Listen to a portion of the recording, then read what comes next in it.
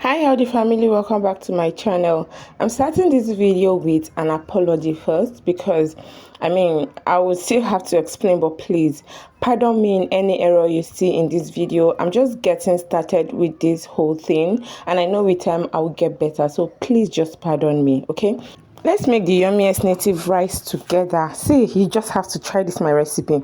So you just add your palm oil in a clean dry pot, and afterwards allow it to heat up. Then you add your onions. Okay, so when you add your onions, you want to stir it up together and allow the onions to release its flavor to the oil before you add any other thing. This is called okpei. Okay, it's black, is a native seasoning. Okay, I pounded it actually with my ginger and garlic. Okay, so I pounded them all together and I added it to it. This is what gives it that native taste. So ensure you are generous with your ope. Some people add locust beans to theirs. That's also fine. Okay, either of the two is okay, but just ensure you're generous with it so that your food can come up with that native taste or flavor, whatever. You get what I mean, right? So afterwards you add your pepper mix. This is just basically tatashe, just tatashe. I didn't add any other thing.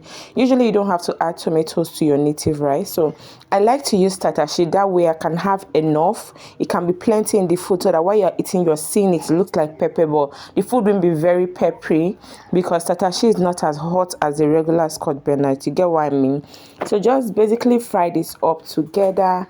While it's frying, please ensure to keep stirring from time to time. Remember that there is no tomato in this, so it means there is no so much water in it, which means it can easily get burnt. So try and keep an eye on it and just stir it up, from time to time to ensure that it doesn't get burnt. Now, to the reason I said I'm going to be apologizing a lot in this video. Please, I'm struggling with learning how to make videos without smoke covering up my screen and all. I've tried different methods, but honestly I know I'll be able to figure that out with time. And if you have an idea, I would really appreciate if you can tell me. I just added my pala fish now because of course you're trying to make native rice, so you want to add all your native proteins or all your local proteins. You get what I mean?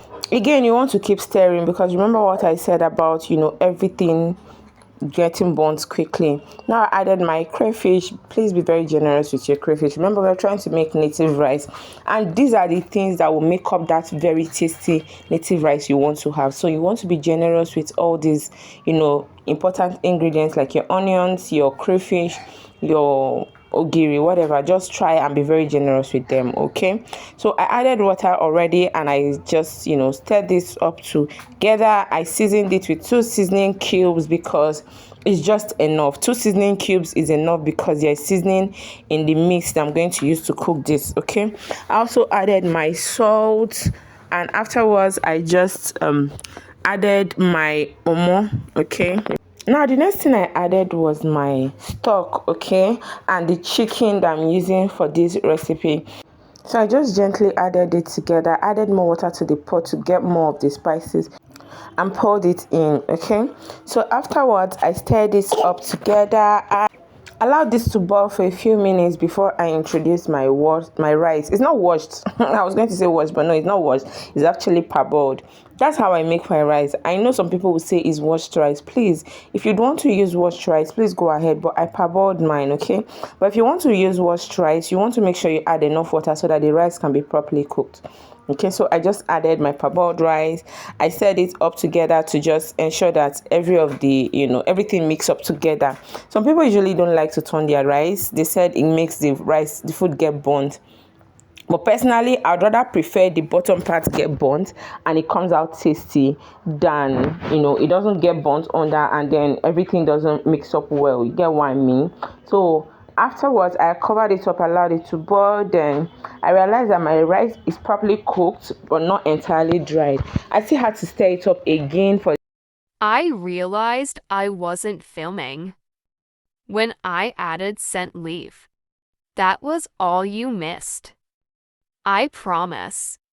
So this is the reason I kept saying I'm sorry, because The smoke just keep covering up my food. Okay, I'm sorry, I'll fix it. Please do not leave my channel. Please stop watching my videos. I still make very nice recipes. It's just I'm struggling with lightning and just seeing a way to remove the smoke or just minimize it. Okay, our rice is ready. The only thing you missed is just the scent leaf adding. I just realized that, you know, I wasn't filming at that point. I'm so sorry, but yeah, our native rice is ready. And trust me, this food is as sweet as it looks. It's very nice. It's very, very yummy. This is the kind of food that you go to restaurant and order and ask them to, you know, charge you any amount so that you can just enjoy the food in peace. Like, the food is that nice. If you're yet to subscribe to my channel at this point, please be nice to me, okay? Please kindly subscribe to my channel, okay? And turn on the notification bell so that once I post, you get notified, okay? Bye.